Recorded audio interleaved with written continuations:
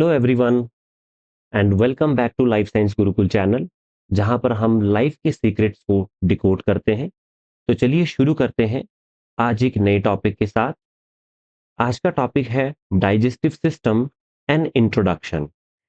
इस टॉपिक में हम डाइजेस्टिव सिस्टम का इंट्रोडक्शन, इससे रिलेटेड ऑर्गन्स या जो डाइजेस्टिव सिस्टम की जो डिफरेंट साइट्स होती हैं, डिफरेंट ग्लैंड्स और इस सिस्टम के इंपॉर्टेंस क्या है उसको स्टडी करने वाली। तो चलिए वीडियो को शुरू करते हैं।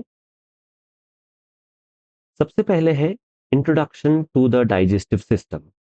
यहां पर सबसे पहले क्लियर करते हैं कि डाइजेस्टिव सिस्टम या ऑर्गन सिस्टम क्या होता है। तो हमने लेवल ऑफ ऑर्गेनाइजेशन कई बार पढ़ा होगा कि सेल्स जो होती हैं वो मिलकर के टिश्यूज को जो है फॉर्म करती हैं और टिश्यूज मिलकर के जो है ऑर्गन्स का फॉर्मेशन करती हैं। और ऐसे ऑर्गन्स जो सिमिलर फंक्शन को परफॉर्म करते हैं या एक इंपॉर्टेंट खास टास्क को पूरा करते हैं, ऐसे ऑर्गन्स मिलकर के आपस में ऑर्गन सिस्टम बनाते हैं। ऑर्गन सिस्टम, तो ये लेवल ऑफ जो है ऑर्गेनाइजेशन है। तो ऑर्गन सिस्टम यहाँ पर एक ऐसा सिस्टम होता है जो एक सिमिलर फंक्शन को परफॉर्म करता है। तो ठीक इसी तरह से डाइजेस्टिव सिस्टम भी जो है डिफरेंट ऑर्गन्स का एक ऐसा सिस्टम है जो डाइजेशन की प्रोसेस को कंप्लीट करते हैं। तो डाइजेस्टिव सिस्टम एक कॉम्प्लेक्स नेटवर्क है डिफरेंट ऑर्गन्स का और इन ऑर्गन्स के अंदर होने वाली डिफरेंट प्रोसेसेस का, जो ह्यूमन बॉडी के अंदर फूड कंपोनेंट्स को या मैक्रोमोलिक्यूल्स का ब्रेक डाउन करते हैं और उसमें से जो न्यूट्रिएंट्स होते हैं लाइक अमाइनो एसिड हो गया, ग्लूकोज, फ्रक्टोज या सिंपल शुगर्स जो होती हैं, उसके अलावा fatty acid and glycerol, vitamins, minerals, इन सबको एक्सट्रैक्ट करती हैं और अनडाइजेस्टेड फूड मटेरियल को या अनडाइजेस्टेड जो वेस्ट होता है उसको बॉडी से बाहर एलिमिनेट करती है। तो ये हमारी बॉडी का डाइजेस्टिव सिस्टम है। जैसे कि आप यहाँ पर फिगर्स में देख पा रहे होंगे कि ये पूरा एक सिस्टम है और ये पूरा सिस्टम जो है कई सारे ऑर्गन से मिलकर के बना हुआ है। जैसे यहाँ पर सबसे पहले देख रहे होंगे ओरल कैविटी। ओरल कैविटी से शुरू करते हुए देन इसके बाद आप देख रहे होंगे इसमें कुछ एक्सेसरी ग्लैंड्स भी होते हैं, जैसे सलाइवरी ग्लैंड्स होती हैं जिनके हम आगे बात करेंगे। यहाँ पर एक ट्यूब लाइक ऑर्गन आपको दिख रहा है इसोफेगस, जिसमें इसको फूड पाइप भी कहते हैं। ये फूड पाइप लगा हुआ है फिर आगे जाकर के स्टमक के साथ में। स्टमक एक जे शेप का ऑर्गन है स्टमक। देन उसके बाद जो है स्मॉल इंटेस्टाइन होती है। स्मॉल इंटेस्टाइन के यहाँ पर देख रहे होंगे आप डिफरेंट पार्ट्स होते हैं, ड्यूडेनम, जैजुनम और इलियम। इसके बाद जो है एक जो आपको यहाँ पर दिख रहा होगा ग्रीन कलर में, जो ये पूरा पार्ट दिख रहा है, ये होता है कोलोन या लार्ज इंटेस्टाइन। इसके भी जो है तीन मेन पार्ट यहाँ पर है, ट्रांसफर कोलोन, असेंडिंग कोलोन और डिसेंडिंग कोलोन। तो इनकी हम आगे बात करने वाले हैं। लास्ट में यहाँ पर जो है रेक्टम होगा, जहां पर अनडाइजेस्टेड फूड कुछ समय के लिए स्टोर रहता है और अंत में एनस। तो बकल कैविटी या ओरल कैविटी से शुरू होकर के ये पूरा जो डाइजेस्टिव सिस्टम है ये खत्म होता है एनस पर। तो इस तरह से डिफरेंट ऑर्गन से मिलकर के जो है हमारा ये एक सिस्टम फॉर्म होता है, जिसमें मैक्रो मॉलिक्यूल्स की जो है या जो भोजन के जो मैक्रो कंपोनेंट्स होते हैं, प्रोटीन, कार्बोहाइड्रेट, लिपिड, इनका ब्रेक डाउन इनके सिंपलेस्ट फॉर्म में या सिंपलर फॉर्म में होता है, जिससे कि उनको एब्जॉर्ब किया जा सके। आगे इसमें है ऑर्गन्स या फिर parts of the digestive system, यानी कि इस सिस्टम में कौन कौन से पार्ट्स होते हैं, कौन कौन से ऑर्गन्स होते हैं। तो सबसे पहले जैसे आप यहां पर देख पा रहे होंगे, नंबर फर्स्ट है माउथ और ओरल कैविटी भी से कहते हैं। तो ओरल कैविटी जो है ये सबसे पहला जो है डाइजेस्टिव सिस्टम का पार्ट है, जहां से हम कह सकते हैं कि कोई भी फूड जो है हम लेते हैं उसको हम सबसे पहले कहां पर इंजेस्ट करते हैं, रखते हैं ओरल कैविटी के अंदर। और यहीं पर से जो है डाइजेस्टिव प्रोसेस जो होती है वो शुरू हो जाती है। डाइजेस्टिव प्रोसेस शुरू होने के लिए सबसे इंपॉर्टेंट यहाँ पर एक्सेसरी ऑर्गन्स होते हैं, जिनमें सबसे इंपॉर्टेंट होते हैं हमारे टीथ, हमारे जो डिफरेंट टीथ होते हैं, और उसके अलावा जो है टंग जो है। ये दो इंपॉर्टेंट जो है एक्सेसरी ऑर्गन्स होते हैं जो डाइजेस्टिव प्रोसेस को शुरू करते हैं। कैसे? क्योंकि टीथ जो होते हैं ये जो फूड के जो मैक्रो पार्ट्स होते हैं, मैक्रो मॉलिक्यूल्स होते हैं, उनको चीरने फाड़ने के लिए, कट करने के लिए, टीयर करने के लिए ये हेल्प करते हैं। और टंग जो होती है वो जो सलाइवा को जो है फूड के साथ अच्छी तरह से मिक्स करने का काम करती है। और मिक्स करने के बाद जो है यहाँ पर जो सलाइवा प्लस फूड का जो एक मिक्सचर होता है उसको हम कहते हैं बोलस।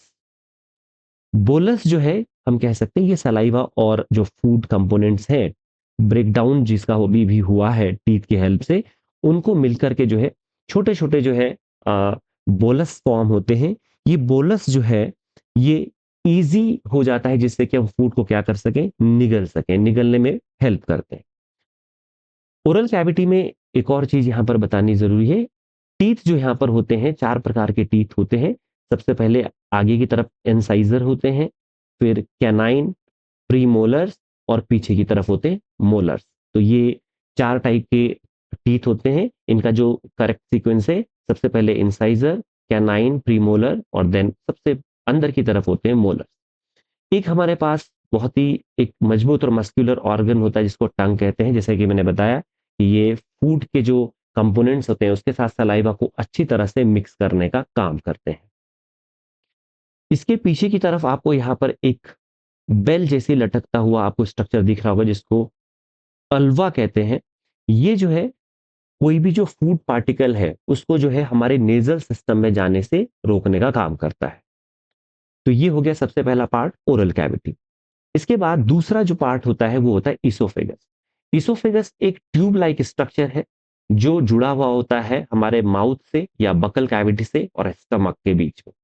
तो फूड को बेसिकली जो इसोफेगस है ये फूड को ट्रांसपोर्ट करने का काम करता है हमारे माउथ से लेकर के स्टमक तक। तो ये केवल एक ट्यूबुलर पार्ट होता है, एक नलिका वाला भाग है। यहाँ पर डाइजेशन की कोई भी प्रोसेस नहीं होती है या यहाँ पर फूड का कोई भी ब्रेकडाउन नहीं होता है।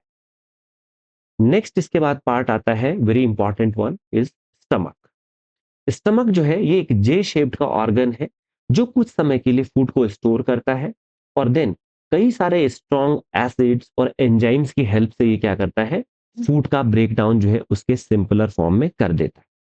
इसके कुछ इंपॉर्टेंट पार्ट होते हैं जैसे आप शुरू में देख पा रहे होंगे, इसोफेगस इसका जो है यहाँ पर कनेक्ट है इसके साथ, स्टमक के साथ। इसका जो सबसे पहला रीजन यहाँ पर दिख रहे कार्डिया रीजन, फंडस रीजन, इधर जो है इसका मेन बॉडी होगा, नीचे की तरफ एंट्रम और लास्ट में होगा पाइलोरस। तो ये डिफरेंट रीजन्स होते हैं इसके। और देन इसके आगे जो है लगा होता है ड्यूडेनम जो कि स्मॉल इंटेस्टाइन का पार्ट होता है।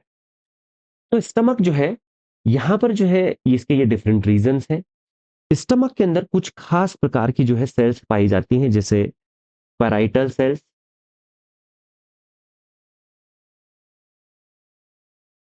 पैराइटल सेल्स होती हैं। तो ये पैराइटल सेल्स जो होती हैं, पैराइटल सेल्स बड़ी इंपॉर्टेंट सेल्स हैं। ये यहाँ पर स्टमक में पाई जाती हैं जो एक स्ट्रॉन्ग एसिड यानी HCl का सीक्रेशन करती हैं। पैराइटल सेल को ऑक्जेंटिक सेल्स भी बोलते हैं। इसके अलावा यहाँ पर जो है दूसरे टाइप की सेल्स भी स्टमक के अंदर पाई जाती है जिनको हम चीफ सेल्स बोलते हैं।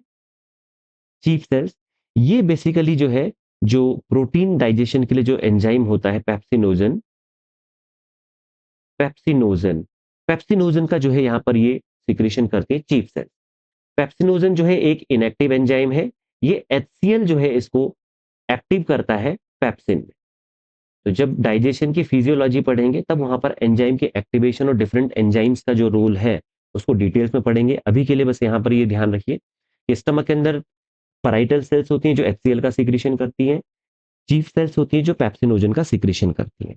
इसके अलावा एक तीसरे टाइप की एक खास प्रकार की सेल्स यहाँ पर पाई जाती हैं जो होती हैं म्यूकस सेल। म्यूकस सेल्स जो होती हैं ये सीक्रेट करती है म्यूकस को। म्यूकस जो है स्टमक की जो ये इनर वॉल होती है, अंदरूनी जो दीवार है, उसको एक तरह से प्रोटेक्ट करने का काम करता है, उसको कवर करने का काम करता है, उसके ऊपर एक थिन लेयर बना देता है जिससे HCl जो है वो हमारे स्टमक को किसी तरह का नुकसान ना पहुंचाए। तो ये 3 प्रकार की जो है यहाँ पर मेन सेल्स पाई जाती है। इसके बाद इसी में और जो ऑर्गन्स डाइजेस्टिव सिस्टम से रिलेटेड हैं उनमें आता है स्मॉल इंटेस्टाइन। स्मॉल इंटेस्टाइन जो है ये हम कह सकते हैं ये सबसे लॉन्गेस्ट जो है पार्ट होता है डाइजेस्टिव सिस्टम का। करीब जो है ये इसकी अगर लेंथ की हम बात करेंगे तो 6 से 7 मीटर जो है ये लंबी होती है।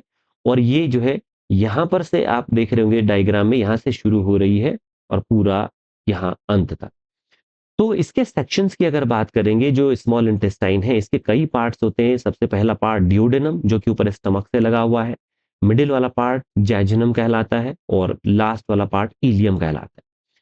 तो जो स्मॉल इंटेस्टाइन है उसमें वो जो है मेन साइट है जहां पर न्यूट्रिएंट का एक तरह से कंप्लीट डाइजेशन हो जाता है। जो भी फूड कंपोनेंट्स होते हैं वो यहां पर आकर के कंप्लीटली क्या हो जाते हैं, डाइजेस्ट हो जाते हैं। इसके बाद जो है एब्जॉर्प्शन की जो प्रोसेस है वह भी जो है स्मॉल इंटेस्टाइन में ही कंप्लीट होती है। और बेसिकली जो ड्यूडेनम वाला पोर्शन होता है ये डाइजेशन में हेल्प करता है। यहाँ पर जो है एब्जॉर्प्शन जो है ना के बराबर होता है फूड कंपोनेंट्स का। लेकिन जो जैजुनम वाला पार्ट है, जो मिडिल पार्ट होता है स्मॉल इंटेस्टाइन का, यहाँ पर मैक्सिमम फूड जो होता है उसका, या फूड कंपोनेंट्स जो है, न्यूट्रिएंट्स जो है, उनका मैक्सिमम एब्जॉर्प्शन जो होता है वो जैजुनम में होता है। इलियम में कुछ शेष जो बचे हुए जो न्यूट्रिएंट्स होते हैं उनका एब्जॉर्प्शन होता है। यहां पर स्मॉल इंटेस्टाइन के जो ये तीनों पार्ट है, लाइक ड्यूडेनम, ड्यूडेनम के अंदर दो जगह से इंपॉर्टेंट सीक्रेशन होता है डाइजेशन के लिए। एक तो बाइल का सीक्रेशन होता है, बाइल का सीक्रेशन होता है गॉल ब्लैडर से, जो ड्यूडेनम के अंदर होता है। वो यहाँ पर फैट का इमल्सिफिकेशन करने में हेल्प करता है, यानी कि फैट को छोटी छोटी ड्रॉपलेट्स में कन्वर्ट कर देता है। दूसरा, ड्यूडेनम के अंदर पैनक्रियाज से भी जो है पैनक्रिएटिक जूस का सीक्रेशन होता है। और ये पैनक्रिएटिक जूस में भी डिफरेंट एंजाइम्स होते हैं जो फूड का डाइजेशन पूरा करते हैं। जैसे कि मैंने अभी पहले बताया था कि कौन से एंजाइम कौन सा डाइजेशन पूरा करते हैं, कौन से फूड कंपोनेंट को डाइजेस्ट करते हैं, ये हम दूसरी वीडियो में कवर करेंगे। अभी सिर्फ हम पार्ट्स, इसके जो डिफरेंट ऑर्गन्स इससे रिलेटेड होते हैं, सिर्फ उनको देख रहे हैं। स्मॉल इंटेस्टाइन के बारे में और एक इंपॉर्टेंट चीज ये है कि यहाँ पर कुछ ग्लैंड्स जो होती हैं वो बड़ी इंपॉर्टेंट ग्लैंड्स होती हैं। जैसे सबसे पहले है ब्रूनर्स ग्लैंड। ब्रूनर्स ग्लैंड जो होती हैं, ब्रूनर्स ग्लैंड्स हैं जो एक तरह से इंटेस्टाइनल जूस का क्या करती हैं, सिक्रीशन करती हैं। इंटेस्टाइनल जूस यानी कि जिसमें इंटेस्टाइन के अंदर सीक्रेट होने वाला डाइजेस्टिव जूस, उसको इंटेस्टाइनल जूस कहते हैं। तो वो उनको सीक्रेट करने के लिए एक तो ब्रूनर्स ग्लैंड बड़ी इंपॉर्टेंट ग्लैंड्स होती हैं, और दूसरा है क्रिप्स ऑफ लिबरकुहन। क्रिप्स ऑफ लिबरकुहन, ये दो ये पार्ट होते हैं स्मॉल इंटेस्टाइन के, जो एक तरह से स्मॉल इंटेस्टाइन के अंदर डिफरेंट डाइजेस्टिव एंजाइम का सीक्रेशन करते हैं। यहां पर स्मॉल इंटेस्टाइन की अगर हम एनाटॉमी की बात करेंगे तो इनके अंदर जो है एक और खास स्ट्रक्चर्स होते हैं, विलाई एंड माइक्रोविलाई। माइक्रोविलाई, ये विलाई एंड माइक्रोविलाई क्या होते हैं, स्मॉल इंटेस्टाइन के अंदर बहुत फाइन, बहुत छोटे और फिंगर लाइक प्रोजेक्शंस होते हैं बाहर की तरफ, बहुत छोटे छोटे, बहुत उभार से होते हैं, हेयर लाइक ग्रोथ होती है। ये विलाई एंड माइक्रोविलाई क्या करते हैं, यहां पर ब्लड की रिच सप्लाई होती है, तो ये एक तरह से एब्जॉर्प्शन के लिए सरफेस एरिया को काफी ज्यादा बढ़ा देते हैं। तो सरफेस एरिया जितना ज्यादा होगा, एब्जॉर्प्शन न्यूट्रिएंट का उतना ही ज्यादा होगा। तो यहाँ पर कुछ पॉइंट्स ध्यान रखने वाले हैं। स्मॉल इंटेस्टाइन के तीन सेक्शन है, ड्यूडेनम, जैजुनम, इलियम। यहाँ पर जो सिक्रीशन होता है वो इंटेस्टाइन के अंदर स्वयं से होता है, ब्रूनर्स ग्लैंड और क्रिप्स ऑफ लिबरकुहेन के द्वारा। पैनक्रियास के द्वारा पैनक्रिएटिक जूस का सिक्रीशन होता है, और गॉल ब्लैडर से बाइल जूस का सिक्रीशन होता है, जो कि फैट का इमल्सिफिकेशन करता है। विलाई और माइक्रोविलाई भी यहाँ पर इंपॉर्टेंट स्ट्रक्चर्स होते हैं जो स्मॉल इंटेस्टाइन के अंदर सरफेस एरिया को इंक्रीज करते हैं, जिससे एब्जॉर्प्शन जो है वो न्यूट्रिएंट्स का मैक्सिमम हो सके। दूसरा पार्ट जो यहाँ पर होता है, अगला जो ऑर्गन है डाइजेस्टिव सिस्टम का, वो है लार्ज इंटेस्टाइन। ये काफी बड़ा, काफी लॉन्ग और वाइड ट्यूब होती है। लेकिन यहां पर ये बताना चाहूंगा कि जो स्मॉल इंटेस्टाइन के कंपैरिजन में ये छोटी होती है, अप्रॉक्सीमेटली 1.5 से 2 मीटर लंबी होती है, जबकि स्मॉल इंटेस्टाइन करीब 6 से 7 मीटर लंबी थी। लेकिन लार्ज इंटेस्टाइन की जो लेंथ होती है वो 1.5 से 2 मीटर तक होती है। लेकिन ये स्मॉल इंटेस्टाइन के कंपैरिजन में वाइड ट्यूब होती है। यहां पर किसी भी फूड कंपोनेंट का ब्रेकडाउन नहीं होता है। जैसे कि मैंने अभी बताया था कि डाइजेशन से रिलेटेड जो भी प्रोसेस है, यानी कि जो फूड कंपोनेंट्स का ब्रेकडाउन है, वो स्मॉल इंटेस्टाइन में कंप्लीट हो जाता है। यहां पर लार्ज इंटेस्टाइन में केवल जो है वाटर और मिनरल्स का क्या होता है, एब्जॉर्प्शन होता है।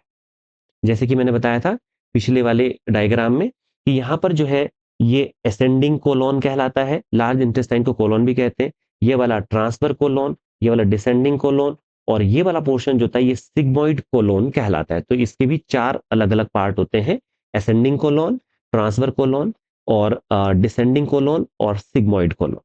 तो लार्ज इंटेस्टाइन जो है वाटर एंड मिनरल के एब्जॉर्प्शन के लिए एक इंपॉर्टेंट साइट है। और उसके बाद जो भी अनडाइजेस्टेड फूड होगा, जिसमें से अब मैक्सिमम न्यूट्रिएंट भी एब्जॉर्ब हो चुका है, मिनरल्स भी एब्जॉर्ब हो चुका है, वाटर भी एब्जॉर्ब हो चुका है, उसके बाद जो भी अनडाइजेस्टेड फूड बचा वो आगे चला जाता है रेक्टम। तो अगला जो डाइजेस्टिव सिस्टम का पार्ट है वो है रेक्टम और एनस। तो ये रेक्टम और जो एनस है ये एक तरह से अनडाइजेस्टेड फूड को जो है डिफिकेशन से पहले तक क्या करके रखता है, स्टोर करके रखता है। यानी कि जब तक ये डिफिकेशन ना हो तब तक के लिए जो अनडाइजेस्टेड फूड है उसको स्टोर करने का काम करता है। और डाइजेस्टिव सिस्टम का जो फाइनल पार्ट होता है वो होता है एनस, जहां से हम जो भी अनडाइजेस्टेड फूड मटेरियल है उसको एलिमिनेट करने का काम करते हैं। तो ये जो है डिफरेंट रीजंस थे, ओरल कैविटी से शुरू हुआ था और रेक्टम और एनस पर जो है डाइजेस्टिव ट्यूब जो है ये समाप्त हो जाती है। इसके बाद यहाँ पर बड़ी इंपॉर्टेंट जो है और एक्सेसरी ऑर्गन्स होते हैं जो डाइजेशन में हेल्प करते हैं, इसीलिए यहाँ पर लिखा है ऑर्गन्स और glands of the digestive system. तो इसमें पहला जो ऑर्गन्स कहें या जो हम एक्सेसरी ग्लैंड कहेंगे उसमें सबसे पहली है सेलाइवरी ग्लैंड। सेलाइवरी ग्लैंड की जो नंबर होते हैं, 3 पेयर होते हैं सेलाइवरी ग्लैंड का। पीछे की तरफ जो है आप यहाँ पर देख सकते हैं ये पैरोटिड ग्लैंड होती है, यहाँ पर नीचे की तरफ है ये सबमैंडिबुलर ग्लैंड है, और टंग के नीचे होती है सबलिंगुअल ग्लैंड। तो टोटल इनकी जो नंबर होती है ये हमारे जो है 3 पेयर होती हैं। ये सभी पेयर्स में पैरोटिड ग्लैंड, सबमैंडिबुलर ग्लैंड और जो सबलिंगुअल ग्लैंड है इनकी संख्या टोटल अगर हम कहेंगे तो 3 पेयर यानी कि 6 होती है। ये तीनों ही ग्लैंड क्या करती हैं, सलाइवा का सिक्रीशन करती हैं। सलाइवा का जो है 2 इंपॉर्टेंट सिग्निफिकेंस है। सबसे पहले कि जो फूड हम लेते हैं उसको जो है मॉइस्चन करने का काम करता है, उसको एक तरह से नमी प्रोवाइड करने का काम करता है। ठीक है। दूसरा जो है यहाँ पर इंपॉर्टेंट जो रोल है वो ये है कि यहाँ पर जो है कार्बोहाइड्रेट को डाइजेस्ट करने के लिए अमाइलेज, एमाइलेज एंजाइम जिसे टाइलिन एंजाइम भी कहते हैं, अल्फा एमाइलेज, सलाइवरी एमाइलेज, ये कार्बोहाइड्रेट का डाइजेशन के लिए जो है सलाइवा में पहले से प्रेजेंट है। तो हम कह सकते हैं कि बकल कैविटी में सलाइवरी ग्लैंड के द्वारा सिक्रीट होने वाला जो अल्फा एमाइलेज एंजाइम है वो कार्बोहाइड्रेट का डाइजेशन शुरू कर देता है। तो कार्बोहाइड्रेट एकमात्र ऐसा फूड कंपोनेंट है जिसका डाइजेशन बकल कैविटी या ओरल कैविटी से ही शुरू हो जाता है। तो ये इंपॉर्टेंट रोल जो है यहाँ पर सलाइवरी ग्लैंड का है। दूसरी जो ग्लैंड है वो है लिवर, बहुत इंपॉर्टेंट ग्लैंड है। लिवर को आप देखेंगे बेसिकली तो ये बाइलोब्ड ग्लैंड होती है, 2 इसमें लोब्स होते हैं, एक लोब ये है और एक इधर की तरफ। तो बाइलोब है नंबर 1 एंड नंबर 2, साथ साथ में फिगर भी देखते रहेंगे। लिवर जो है ये बेसिकली जो है बाइल को प्रोड्यूस करने का काम करता है। ये बाइल को प्रोड्यूस करता है लेकिन बाइल जो है वो स्टोर हो जाता है। इसके नीचे ही आप एक पाउच लाइक स्ट्रक्चर दिख रहे होंगे ग्रीन कलर का, इसे कहते हैं गॉल ब्लैडर। तो बाइल की जो प्रोडक्शन है वो ध्यान रखेंगे आप लोग, बाइल की जो प्रोडक्शन होती है वो होती है लिवर के अंदर, और जो बाइल का स्टोरेज जो होता है वो होता है एक पाउच लाइक स्ट्रक्चर में जिसे हम कहते हैं गॉल ब्लैडर। कॉम्पिटिटिव एग्जाम में इसी तरह के छोटे छोटे क्वेश्चन पूछे जाते हैं। ये जो बाइल है ये एक तरह से फैट के डाइजेशन और उसके एब्जॉर्प्शन में हेल्प करता है। इसके अलावा लिवर का एक इंपॉर्टेंट रोल है डिटॉक्सिफिकेशन, यानी कि कई सारे जो टॉक्सिक सब्सटेंसेस होते हैं, कई सारे ड्रग्स, अल्कोहल, इन सबको जो है डिटॉक्सिफाई करने का यानी टॉक्सिन्स एलिमिनेट करने का जो काम है वो लिवर का होता है। लिवर से रिलेटेड एक और क्वेश्चन है जो कॉम्पिटिटिव एग्जाम में पूछा जाता है। अगर कभी प्रश्न आए कि लार्जेस्ट ग्लैंड जो है वो कौन सी है बॉडी की लार्जेस्ट ग्लैंड, तो भी उसका आंसर होगा यहाँ पर लिवर। और अगर लार्जेस्ट इंटरनल ऑर्गन आए तो भी उसका आंसर होगा लिवर। लार्जेस्ट ग्लैंड पूछा होगा तो आंसर होगा लिवर। अगर लार्जेस्ट एंडोक्राइन ग्लैंड पूछा होगा तो आंसर होगा थायराइड ग्लैंड। तो ये था लीवर के बारे में, ये भी एक इंपॉर्टेंट और सहायक जो है हम कह सकते हैं ऑर्गन है जो डाइजेशन में हेल्प करता है। इसके बाद नेक्स्ट जो ग्लैंड है यहां पर हम कह सकते हैं ये गॉल ब्लैडर। गॉल ब्लैडर एक ग्लैंड तो नहीं है लेकिन आप इसको एक ऑर्गन कह सकते हैं, इसीलिए यहाँ पर ग्लैंड और ऑर्गन स्लैश करके दोनों ही लिखा हुआ है। तो आप देख सकते हैं यहाँ पर ये जो है एक जो ये ग्रीन कलर का पाउच है ये है गॉल ब्लैडर। अभी बताया था कि गॉल ब्लैडर जो है ये कुछ समय के लिए जो बाइल है जो कि लीवर के अंदर प्रोड्यूस हो रहा है उसको स्टोर करने का काम करता है। ये बाइल जब तक यहाँ पर स्टोर है, लेकिन जैसे ही इसकी जरूरत पड़ती है तो ये इस बाइल डक्ट की हेल्प से, ये जो एक बाइल डक्ट है उसकी हेल्प से ड्यूडेनम के अंदर जो है ये सीक्रीट होता रहता है। तो गॉल ब्लैडर जो है ये एक तरह से बाइल को स्टोर करने का काम करता है और जरूरत पड़ने पर जो है यहाँ से जो बाइल है वो बाइल डक्ट के सहारे ड्यूडेनम में सीक्रीट होता रहता है और ये फैट को इमल्सिफाई करने का काम करता है। इमल्सिफिकेशन का मतलब है कि जो फैट है उसको छोटी छोटी ड्रॉपलेट्स में कन्वर्ट कर दे। नेक्स्ट जो ग्लैंड है वो है पैनक्रियाज। पैनक्रियाज जो है एक बहुत ही इंटरेस्टिंग बॉडी ऑर्गन है क्योंकि pancreas is a mix gland. ये एक मिक्स ग्लैंड है। अब मिक्स ग्लैंड की जब हम बात करते हैं तो दो चीजें यहां पर सबको क्लियर होंगी कि बेसिकली दो टाइप की ग्लैंड्स बॉडी में होती है। एक होती है एंडोक्राइन ग्लैंड और एक होती है एक्सोक्राइन ग्लैंड। तो एंडोक्राइन ग्लैंड जो होती है बेसिकली हार्मोन का सिक्रीशन करती है और ये जो अपना हॉर्मोन्स होती हैं उनको ब्लड स्ट्रीम में या ब्लड कैपिलरीज के अंदर जो है टारगेट ऑर्गन तक पहुंचाती है। तो पैनक्रियाज जो है वो एक तरह से इस एंडोक्राइन और एक्सोक्राइन दोनों ही प्रकार की ग्लैंड का एक तरह से मिक्सचर है। एंडोक्राइन पार्ट जो इसका होता है जिसे हम आइलेट्स ऑफ लैंगरहैंस कहते हैं, वह जो है वहां पर अलग अलग टाइप की सेल्स होती हैं, अल्फा बीटा और डेल्टा सेल्स होती हैं। अल्फा सेल्स जो होती हैं वो ग्लूकेगॉन हार्मोन का सिक्रीशन करती हैं, जो बीटा सेल्स होती हैं वो इंसुलिन का सिक्रीशन करती हैं और जो डेल्टा सेल्स होती हैं वो सोमेटोस्टैटिन सोमेटोस्टैटिन हार्मोन का सिक्रीशन करते हैं। इनके रोल जो है वो दूसरे वीडियो में हम कवर करेंगे। एक्सोक्राइन पार्ट जो होता है पैनक्रियास का वो डाइजेस्टिव जूसेस का सिक्रीशन करता है जिसको हम कहते हैं पैनक्रिएटिक जूस। ये पैनक्रिएटिक जूस जो होते हैं इसमें सभी प्रकार के food components like carbohydrate, protein and fats सभी के डाइजेशन के लिए नेसेसरी एंजाइम्स होते हैं और इनका सिक्रीशन भी पैनक्रिएटिक डक्ट की हेल्प से कहां पर होता है, ड्यूडेनम के अंदर होता रहता है। इसके बाद हम बात करें कि डाइजेस्टिव सिस्टम का क्या रोल है, इसका क्या फंक्शन है, इसकी क्या इंपॉर्टेंस है। तो फंक्शन जो है इसके अलग अलग है। जैसे सबसे पहले है कि जो भी फूड है इसी डाइजेस्टिव सिस्टम की हेल्प से हम उसको क्या कर पा रहे हैं, इंजेशन उसका कर पा रहे हैं, यानी हम उसको अंदर ले पा रहे हैं किसी और सिस्टम से नहीं। तो फूड को जो अंदर लेने का जो प्रोसेस है वह हम जो है माउथ की हेल्प से जो है डाइजेस्टिव सिस्टम के सहारे जो है उसको क्या करते हैं, यूज करते हैं। दूसरा है डाइजेशन की प्रोसेस, यानी कि इस डाइजेस्टिव सिस्टम के अंदर, इस पूरे सिस्टम के अंदर जो है दो तरह से फूड का ब्रेकडाउन होता है। Number first one is mechanical digestion, दूसरा है chemical breakdown of food. Mechanical digestion हो गया जहां पर हम टंग या टीथ की हेल्प से उसको जो है मैकेनिकली उसको ब्रेक डाउन कर रहे हैं, तोड़ रहे हैं।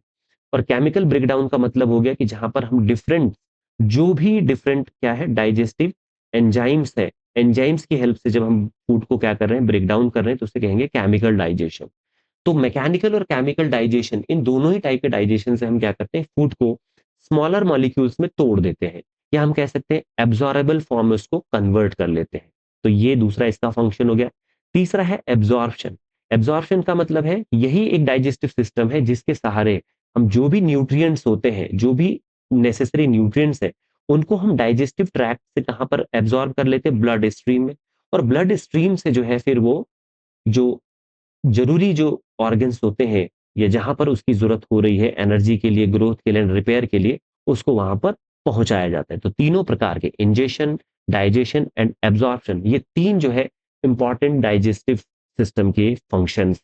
तो इस वीडियो में इतना ही। यहाँ पर सिर्फ मैंने आपको डाइजेस्टिव सिस्टम का जो एक इंट्रोडक्शन है, उससे रिलेटेड ऑर्गन्स और जो ग्लैंड्स हैं उनके बारे में बताया। अगली वीडियो में इससे रिलेटेड जो डिसऑर्डर्स होते हैं या डाइजेस्टिव सिस्टम में जो डिफरेंट एंजाइम्स होते हैं, वो कौन सा एंजाइम कौन से फूड कंपोनेंट पर एक्ट करता है, उसको डिटेल से पढ़ेंगे। तब तक के लिए आप चैनल को सब्सक्राइब करें और चैनल के साथ बने रहें। Thanks for watching.